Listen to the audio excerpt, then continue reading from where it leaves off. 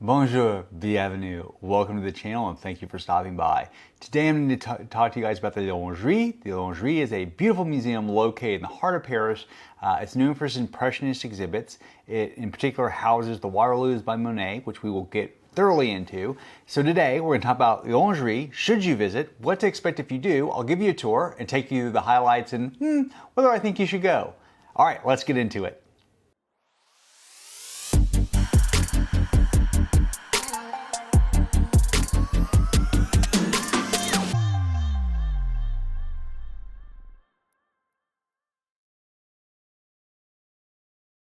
So, a little bit of history of the L'Orangerie. It's kind of interesting. L'Orangerie was built by Napoleon III in 1852, done by famous architect Bonjour.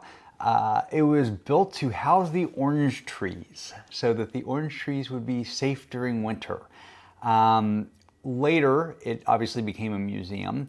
And what the L'Orangerie is known for, we're going to start that tour right now, is the water lilies. Claude Monet painted the water lilies and gifted them to the L'Orangerie in 1921. They were originally intended to go somewhere else, and the France Secretary of State for Fine Arts actually convinced Monet to donate the paintings to the state instead as his gift to the state. So, the obviously standing exhibit, the most important exhibit in the museum, is the water lilies exhibit. And the water lilies exhibit is massive. It is huge. If you are a Monet fan, you have to visit L'Orangerie, right? It's like a must. It's a mecca. It calls your name. It calls your soul. It's there. Now, what happens? So you enter the museum and you go through this beautiful glass lobby. It is a very busy museum, of course. As you would expect, Impressionist art is very popular. People like it. I like Impressionist art. Almost everybody likes Impressionist art because, frankly, it's just beautiful. And it evokes something inside of us, right? So it is spread across two rooms, in effect, two large rooms. And these paintings are massive. The size and scope and scale of them is truly remarkable, and I'm going to show you I'm showing you videos of them now, but I can't do them justice. There's no way for me to do them justice. So if you're a Monet fan, you absolutely must go. The first room you enter is the busiest, and Monet actually asked for you to observe his work in silence. He was hoping that these rooms, he helped actually design the rooms themselves. So he put this all together for you. And his hope was that it would be a place of meditation, of silence, and that you could reflect on, I guess, his art. But I think it was more than that, honestly, because the paintings invoke a sense of calmness. And so his original hope was that there would be a silence observance and a place of meditation. Now, obviously, that doesn't happen. As you can see from the videos I show you, people are walking in and out of frames. There's no way to even take a picture. And that's just part of it. There's also a almost hidden second room. So you go into the main first room and it is crowded and it's loud, and then you go in the second room and almost nobody's in there. And it's weird because it's kind of behind one of the works of Monet, and there's a little bitty entrance, and so you almost don't see it. It's easy to miss. So tip number one is make sure you hit the second room and plan on spending more time in the second room because the Waterloos continue. It's just as beautiful. You have to see both to take the whole thing in. And more importantly, you can actually do what Monet suggested and have some quiet reflection. So after you see the water lilies, spend your time, take all your selfies, fight with all the other tourists to get your selfies, then you head downstairs.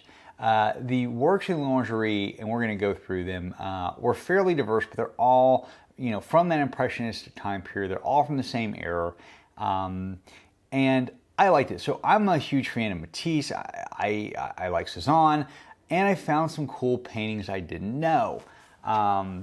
And some cool painters I didn't know. I believe almost all of them are French Impressionists. I don't remember. That may not actually be true, but a fair number of them are. Some of them, like the painting I'm showing you now, is from a lesser known artist. He was actually considered, his work was judged naive because of its lack of formal education, his lack of training. He taught himself, and people viewed his art simplistic. And so it was actually one of my favorite pieces. One of my other favorite pieces is the piece of Coco Chanel. So Coco Chanel was known as Mademoiselle to her friends. Mademoiselle Chanel is interesting because in French culture, right, that is what you would call an adolescent. I think my French tutor told me that calling a woman over the age of 25 Mademoiselle is pretty insulting. But I think that Coco meant it to be, you know, kind of playful. I mean, she did run a very famous fashion house. And so I thought that was interesting. I also thought it was interesting how many dogs appeared in the works, because the French do have a love of dogs, almost as much as Americans, maybe as much as Americans, maybe more than Americans, don't know, but they love their dogs. Moving on, I found the collection was fairly diverse. I also liked this particular painting because of the ocean, the mountains, etc. I don't know, it invoked something in me. There were paintings by other famous artists and some lesser known artists, and you can spend quite a bit of time wandering those galleries. The museum itself is actually relatively small. For as famous as it is, for as much artwork as it has, for, you know, as world-renowned of a collection as it has, the museum, the physical structure is actually not that big. I mean, it pales in this comparison to Centre Pompidou. So that gives you kind of an idea, and that's partially why it stays so busy, is because there's just not a lot of room for people to go. But what I found was most people don't linger on the basement level, the bottom floor below the water lilies. Most people see the water lilies, then they kind of breeze through the rest of the collection. So I think the rest of the collection is highly worth seeing if you like Impressionism. It also, I will tell you that, and I'm kind of showing you the art as we go, but it kind of left me a higher impression of Impressionism as being less simplistic than I had originally thought. So I like that quite a bit. They had a visiting exhibit from Robert Ryman, who's an American artist. I'm showing you his stuff. Quite candidly, I'm just going to be honest, and maybe I'm a neophyte, simpleton, ignorant, dumbass Texan. I just don't see it. I'm sorry, I don't. You know, not everybody's art's for everybody. I tried to see it, I looked at it, and there were other people who clearly got it. That was not me. You know, was it worth going to see? Sure, of course, right? I'm always interested in seeing somebody's art, and if you're good enough to get into L'Orangerie, you must be pretty good. And I know he's well regarded, heard his name before, so I knew of him. I didn't really know his work. So, what are my takeaways? Takeaway number one, go early if you're going to go at all. If you are a huge Impressionist fan, then you should go. If you're not, don't go. You're wasting your time. If you're a huge Monet fan, you have to see it. So tip number one, go early. And tip number two, make sure you get to the second room of the Monet exhibit, which is upstairs, right? It's right when you enter. So go past the big room and go to the second room, and that's where you should do your quiet reflection. Tip number three, you will need to buy tickets in advance. It took me a week to get the time slot I wanted, and it's not prime time in Paris.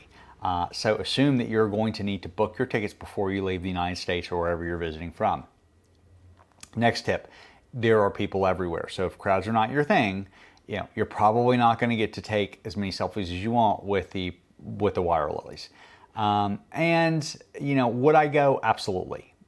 I think it's worth it. I would book maybe 2 hours in total for the museum. I think that's kind of pushing it. You can get through quite candidly in an hour.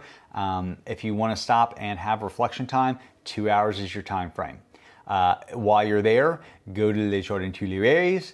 That is beautiful. It is a beautiful garden. It's a nice walk. If you've got kids, there's carousel. It's a fun place to be. It's honestly nice to just soak in the Parisian culture for an afternoon or for even an hour after a museum visit and sit by the fountains and enjoy that. So, top takeaway, enjoy the garden next to it and go early, buy your tickets early, and go to the second room. Go to the second room because nobody else goes. All right, if you like this video, please hit the like and subscribe button. Please follow me and please join the conversation. I am traveling solo throughout Europe and eventually Asia and probably other parts of the world unknown that I haven't decided yet for the next 1 to 3 years. And I would love for you guys to keep me from getting lonely by engaging with me in the comments. Tell me where you think I should go. Tell me what you want to see and I'll make a video on it. All right, thank you for watching. Take care.